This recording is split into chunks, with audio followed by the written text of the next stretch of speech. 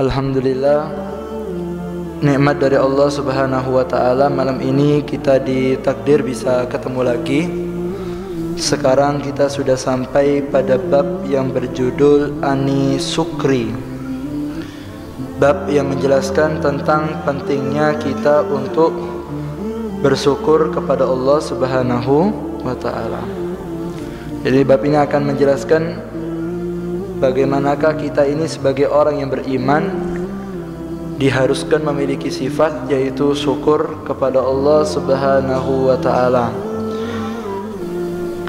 Dinyatakan di sini ada satu riwayat dari baginda Nabi besar Muhammad sallallahu alaihi wasallam bahwa beliau mengajarkan kepada kita pentingnya untuk kita ini bersyukur atas segala nikmat dari Allah Subhanahu wa ta'ala. Manusia ini Pak, tidak usah terlalu banyak ngeluh. Ojo kakean sambat dadi wong itu. Kalau sampean sudah lihat ada manusia kerjaannya sambatan terus, ini berarti orang ini belum kenal kepada Tuhannya, yaitu Allah Subhanahu wa ta'ala. Maka kita yang hidup di dunia ini yang sifatnya sebentar, kita ini diajarkan untuk banyak syukur kepada Allah Subhanahu wa ta'ala. Banyak terima kasih dengan Allah ta'ala. Anda tahu manusia yang paling suci di dunia ini siapa? Nabi Muhammad SAW. Tidak mau kita bandingkan dengan Habib dan kiai manapun. Tidak mau kita bandingkan bahkan dengan Nabi dan Rasul manapun. Rasulullah ini manusia nomor satu, tidak ada bandingannya. Tidak bisa ditukar sama Nabi lainnya. Anda tahu Rasulullah ini manusia yang paling banyak balaknya. Paling banyak balaknya Rasulullah. Alhamdulillah ya, kita ini hidup sudah 50-40 tahun, tidak pernah diancam dimasuki rumah kita mau dibunuh. Tidak pernah. Ada yang dimasuki rumahnya dibawa pisau mau ditusuk waktu tidur. Tidak ada. Tidak ada kok kita diboikot sama orang-orang tetangga, tidak boleh keluar rumah sampai makan daun selama 2 tahun. Tidak ada. Tidak ada kok keluarga kita yang mati depan mata dibelah, badannya dimakan jantungnya. Tidak ada. Tidak ada kita jalan di mana-mana dilempari kotoran, dilempari taek, dilempari kencing, dilempari ludah. Tidak ada. Tapi semua kejadian yang barusan saya sebutkan itu terjadi kepada Nabi Muhammad SAW. Tidak ada. Rasulullah tidak punya uang. Uang menipis, rumah kecil, badan sakit-sakitan, mau dibunuh orang setiap hari, setiap ibadah dihina. Bahkan pernah makan rumput 2 tahun Nabi Muhammad. Makan rumput 2 tahun. Tapi beliau tidak pernah keluar satu kali pun dari katanya sambat, tidak pernah. Kok megang uang, kok uang, makan saja tidak bisa Pak. Alhamdulillah kita tidak pernah satu hari tidak makan sama sekali, itu tidak pernah. Minimal air putih masuk. Rasulullah tidak ada, makannya cuma rumput toh. Tapi Anda lihat bagaimana akhlak dari manusia yang mulia, yaitu Nabi Muhammad SAW. Rasul minta izin, Aisyah saya mau sholat. Nabi Muhammad minta izin, dikasih izin. Sampai akhirnya Nabi Muhammad bangun sholat, ditunggui sama Siti Aisyah. Ditunggu, mari salam, ngadeg mana. Habis salam berdiri lagi, sampai ngecul-ngecul, sampai nangis-nangis, sampai kakinya bengkak. Rasulullah sakit sampai bengkak. Ini istrinya ngeliati suaminya ibadah. Selesai sholat Rasulullah nangis ngecil-ngecil, menangis terseduh-seduh. Akhirnya dikatakan oleh Siti Aisyah radhiyallahu taala anha, mengatakan, ya Rasulullah, alam yaghfirullahu laka ma taqaddama min dambika ma ta'akhkhar. Rasul kok sampai kayak gini ibadahnya? Mari apa? Oh, cukup, jadi terus no. Namanya istri, tidak tega lah suaminya ibadah sampai bengkak. Sudah, sampean kan sudah dimaafkan dosanya. Yang dulu sampai akan datang, sampean kan udah punya dosa. Lo buat apa ibadah ngoyo-ngoyo? Buat apa sampean ibadah sampai kayak gini? Sampean kan udah punya dosa. Bahkan berbuat dosa tidak bisa sampean. Sampai ini pemimpin dunia sampai akhirat, kok ibadah sampai ngoyo seperti ini Rasul? Sudah dah, cukup. Maka dijawab oleh Nabi Muhammad SAW. Beliau mengatakan, afala akunu abdan syakura. Aisyah, apakah kamu tidak izinkan aku menjadi hamba yang bersyukur kepada Allah Subhanahu? Balaknya banyak Pak. Nabi Muhammad ini bukan cuma kena utang, frustasi mengambil uang di bank, bukan. Rasulullah bukan frustasi tidak bisa bayar cicilan. Bukan frustasi tidak bisa makan, dibunuh, mau dimakmuru, dihancurkan habis-habisan Nabi Muhammad, tapi beliau tetap ibadah. Ketika ditanya, apa ini ya Rasul? Saya beribadah seperti ini sebagai bentuk syukur saya kepada Allah Subhanahu wa ta'ala. Begini akhlak Nabi Muhammad sallallahu alaihi wasallam. Dalam Al-Qur'an Allah Subhanahu wa ta'ala berfirman, waskuru ni'matallahi in kuntum iyyahu ta'budun. Waskuru, Allah yang menciptakan sampean, yang menggerakkan jantung sampean ngomong waskuru. Kalau kamu hidup jangan pernah sambat, syukur. In kuntum iyyahu ta'budun, syukur dengan nikmatnya Allah kalau kamu betul-betul menghambakan diri kepada Allah. Jangan pernah keluar dari mulutnya kalimat sambat, karena ketika orang keluar mulut sambat dari mulutnya, dia berkeluh kesah atas segala problem kehidupannya, maka ini adalah manusia yang tidak tahu bahwa ada Tuhannya Allah Subhanahu. Ojo sambat, siti sambat, ya repot. Para aulia ini banyak musibahnya Pak, ya tidak sambat. Begini ya yang diajarkan oleh Nabi Muhammad sallallahu alaihi wasallam. Mak tegang kapi nih, banyak muka yang sedih-sedih nih. Paham ini ya? Jangan terlalu banyak masalah. Apa dikira sampean tuh yang banyak masalahnya? Oh, saya banyak masalahnya Pak. Cuma ada kelihatan orang-orang ini banyak masalah semua. Setiap orang punya masalah pribadi masing-masing. Jangan rubok soal dirinya yang paling banyak masalah. Ya repot ini. Tidak ada orang yang paling banyak masalahnya kecuali Nabi Muhammad SAW. Wah gitu Nabi Muhammad senyum terus, syukur, sholat, terus pengajian, terus tidak sambatan Nabi Muhammad SAW. Ya Rasulullah, semoga punya akhlak yang mulia ini ya. Semua punya masalah Pak. Di Masjid Ratibin, kapan dia masalah? Sampai tidak punya masalah beb, ngawur yakin masalah nih. Cuma style santai. Ya walaupun kok sambatannya malam sama Allah Ta'ala, proposal kita kirim. Ayo coba sampai berubah. Jangan berpikir saya kalau ngambil uang nanti enak. Saya kalau ikut bisnis ini program ini goal. Apalagi sampai meli togel, nih lopot nih, meli ajem, nih lopot nih kan. Alasannya ikhtiar nih beb, ikhtiar dari mana? Ikhtiar kok haram, ikhtiar yang halal. Coba sampai ngeluh ke saya sama Allah Ta'ala, aturkan ya Allah, Ahmad dah punya uang, ini butuh biaya begini, minta ya Rob, dikasih. Kalau sampai datang ke bank saja dicairkan, masa tidak dicairkan sama yang punya alam semesta? Apa Anda sampai anggap itu bank lebih hebat dari Allah? Walau mereka yang di bank itu gerak jantungnya Allah yang gerakkan. Walau semua gerak di tentang mulut ini bisa ngomong kecuali Allah yang gerakkan. Masa tidak percaya sama Allah Subhanahu Wa Taala yang menggerakkan kita? Ikan saja dikasih makan Pak, apalagi kita yang sholat masa tidak dicukupi oleh Allah Subhanahu Taala. Allahumma Muhammad.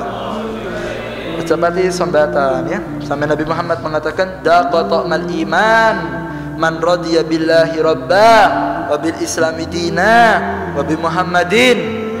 Daqa yadhuku dauqan, akan mencicipi kenikmatan iman. Kapan? Man radiya billahi rabbah, orang yang ridha Tuhannya adalah Allah, yang ridha kalau nabinya adalah Nabi Muhammad, yang ridha kalau agamanya adalah punya hati ridha. Apa yang dituliskan Allah terjadi pasti terjadi. Dia punya hati tenang. 40 hari hati sampai tidak gerak-gerak dengan keputusan yang ditentukan Allah, akan Allah cicipkan nikmatnya ibadah dalam diri kita, akan terasa nikmatnya sholat, terasa nikmatnya baca Quran, nikmatnya perjumpaan dengan Nabi Muhammad SAW. Hati yang sambatan guys, tak mimpi kanjeng Nabi. Mereka wali-wali itu Pak, kalau mimpi Rasulullah itu dikasih balak dulu. Kalau mereka berhasil diem, tidak komentar, hatinya kenceng, baru dipertemukan. Jadi kena siti sambatan, kena siti sambatan. Ya, semoga diberikan hidayah Ta'ala ya. Ojo kok loro untu sak kampung roh. Sedikit-sedikit sakit update status. Apa ini? Ngono jene roh tanggane loro, terus apa?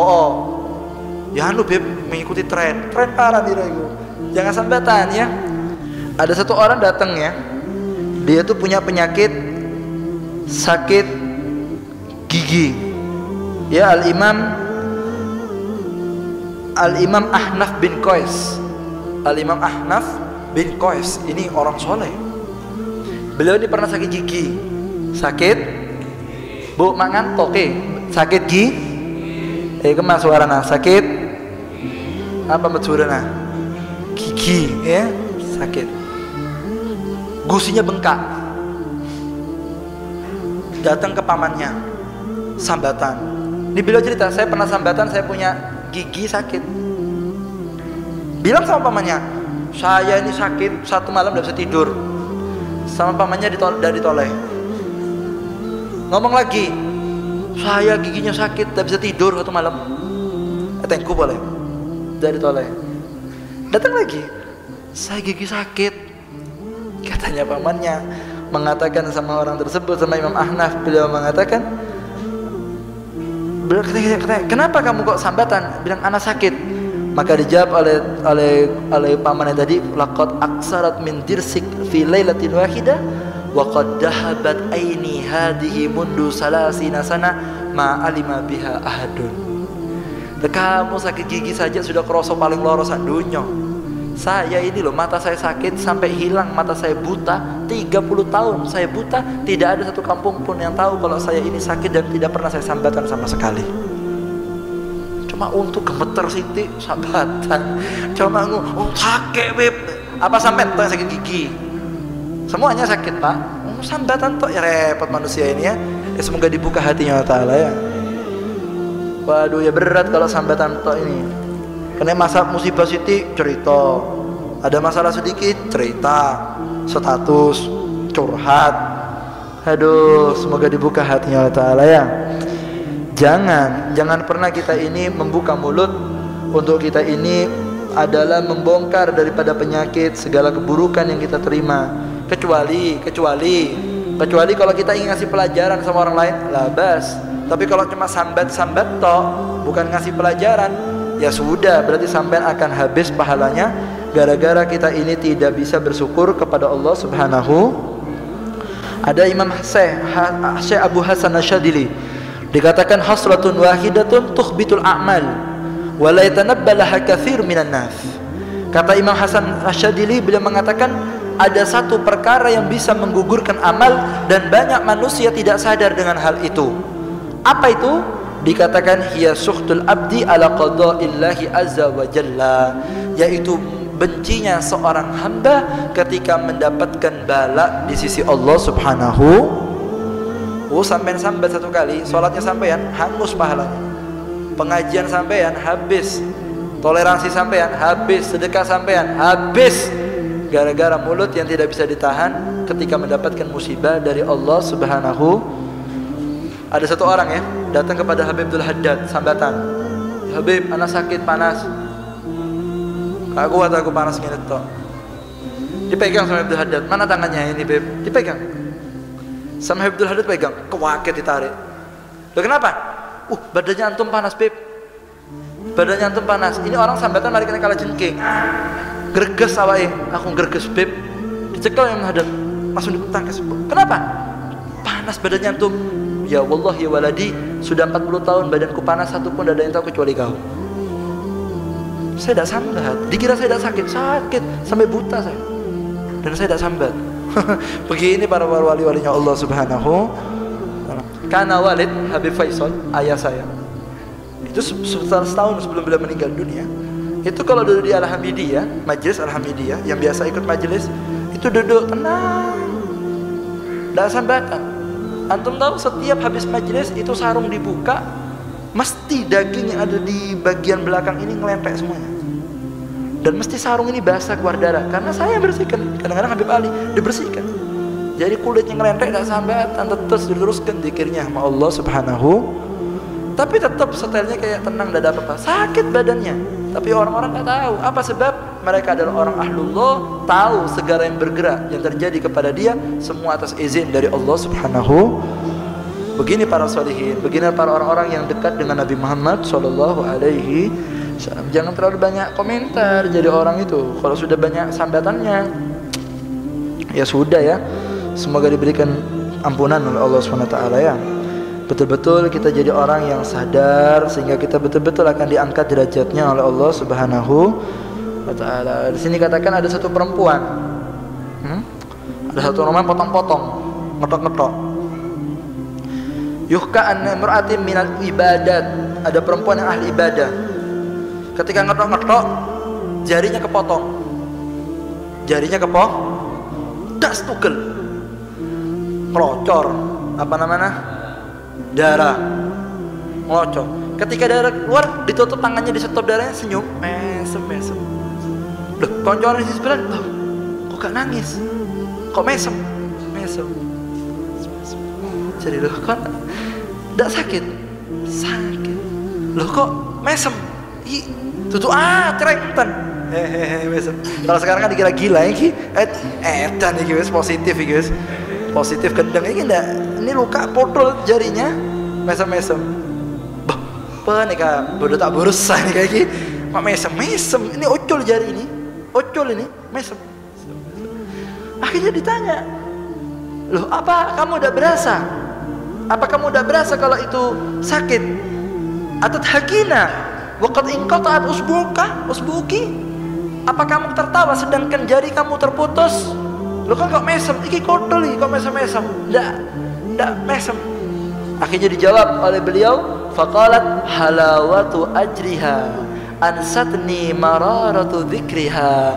Kata perempuan tadi, ketika saya terpotong, lalu saya bersyukur kepada Allah dan saya bersabar, saya ingat pahalanya datang dari Allah, saya akan digandeng dengan Nabi Muhammad SAW, sehingga hal itu melupakan sakitnya tangan saya, karena tidak sebanding sakitnya saya kalau dibandingkan dengan perjumpaan dengan Sayyidina Muhammad SAW.